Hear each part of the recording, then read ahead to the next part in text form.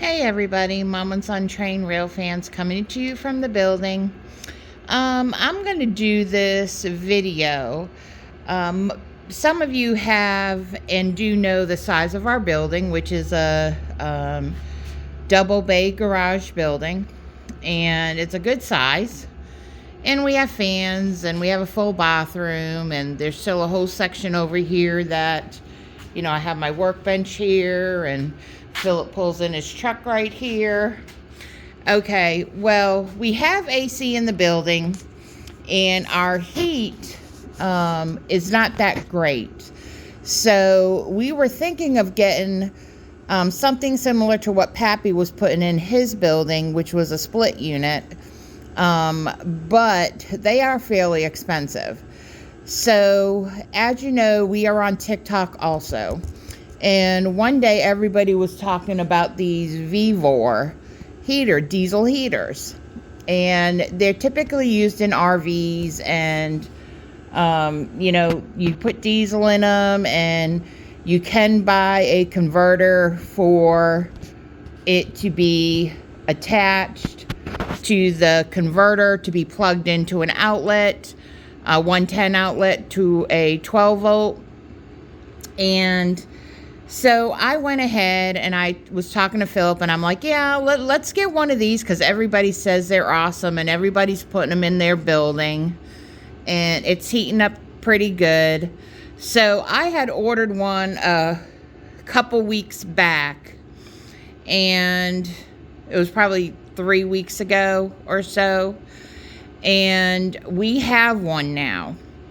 And Philip yesterday put it together. He had to build like a shelf unit for it and everything, and it's one of the standing tall ones, because they do come in a little square box or the standing tall one, and it holds right at about a gallon of diesel fuel.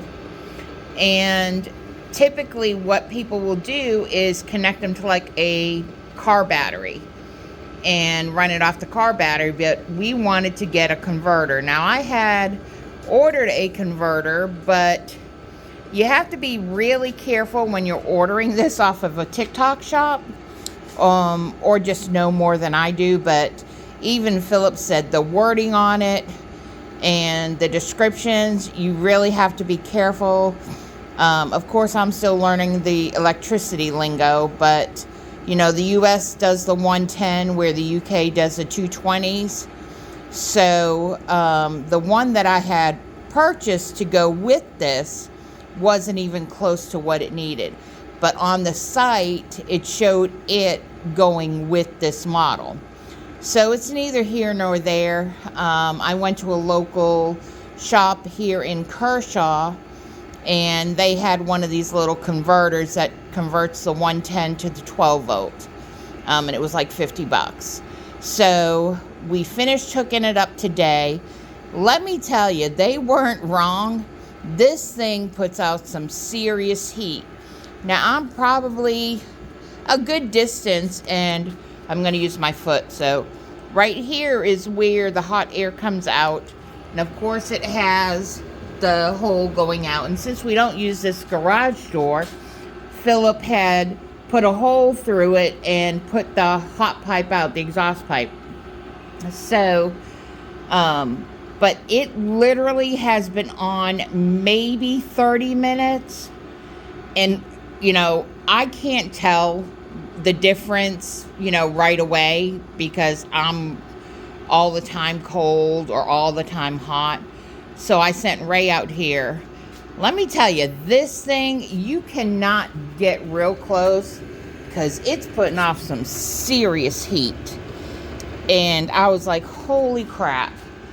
And heat rises, so we have it pointed down to the floor, and it is warming this building better than anything that we've had.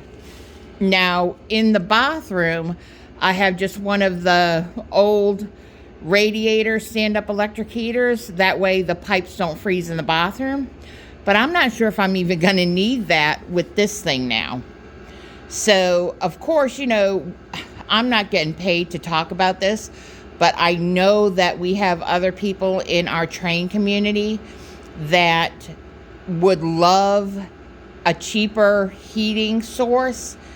And right now is the time to get these things because they have the Black Friday sale. And, you know, they're going very cheap. And, you know, it was definitely worth it. A guy at Phillips Work is the one that sold it on us. So it was like, yeah, okay. But it is now, this building, I would say, is a very nice 60, 65 degrees in here.